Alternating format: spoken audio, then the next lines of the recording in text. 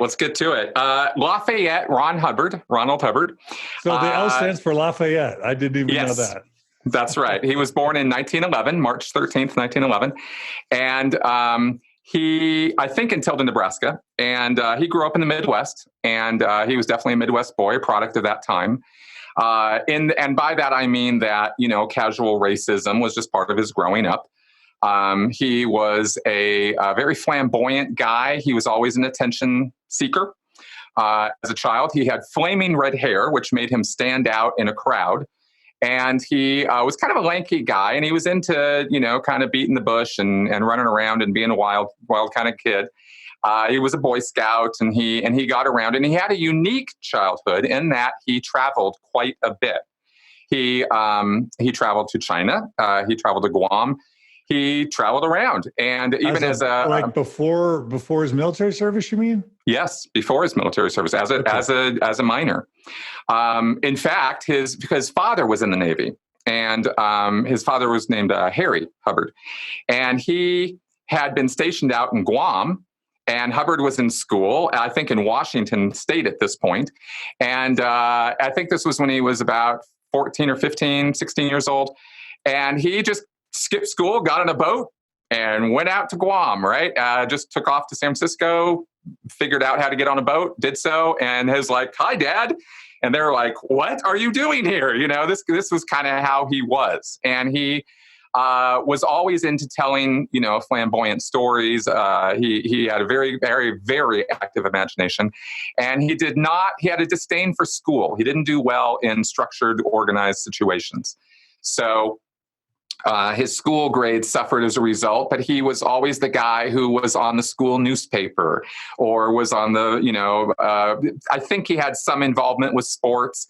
I know in college he was involved with the ROTC type program. And so I think he had kind of an affinity for the military, which was interesting because he was so non-structured in the way he led his life. And then when the Depression hit in the 30s, can I ask you a quick question? Can I jump in? Absolutely. Was he raised religiously at all? Was he part of a religious tradition that you know of? Not that I know of. It's actually not really talked about very much. And I've sort of got the idea that it wasn't a strongly religious household, perhaps as average or ordinary as any other Midwest, sort of out in Nebraska sort of household. They might have gone to church, but he never actually commented on it. He had a lot to say in his later years about the problems with organized religion. He was very, very down on it. He considered the whole thing a big control operation, but he never really talked about having a religious upbringing. Okay. So I don't really know that was part of his life. Yeah, that's really interesting. Okay, cool. I was just curious. So I'm just kind of, giving a little thumbnail here of his childhood. And then by the Depression years, he was making his way as a writer.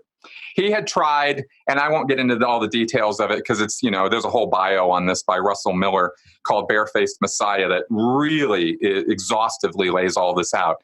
But he was a writer by the Depression times, and he was writing for fiction and nonfiction. Like he wrote for Sportsman Pilot, and he wrote for, he was a pilot. He liked flying, barnstorming. So he learned how to do that kind of thing, and then he would write about it.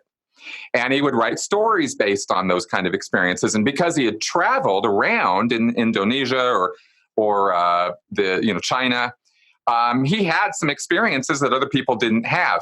So he would utilize those experiences in his writing, and he got into writing Pulp Fiction. And that's basically what sustained him through the Depression years. Tell us what that means. I mean, some have heard of the Tarantino movie, but what does Pulp Fiction mean? Pulp Fiction was the entertainment, the dime store entertainment of the 1920s and 30s, and I think all the way into the 40s, where people would buy magazines filled with stories, and they were printed on pulp paper. They were really cheap. They were like 1 cent, 10 cents, for a collection of stories. And some of these were serialized stories, and some of them were one-offs. And Hubbard was prolific. He could whip out 1, 2, even 3 stories, just staying up all night, banging them out. And he was the kind of writer who pounded them out. He was a one-finger typer, but he could type really, really fast. And he just kind of whipped it out, stuck it in an envelope, sent it to the editor. There was no, second drafts and corrections and all that kind of thing.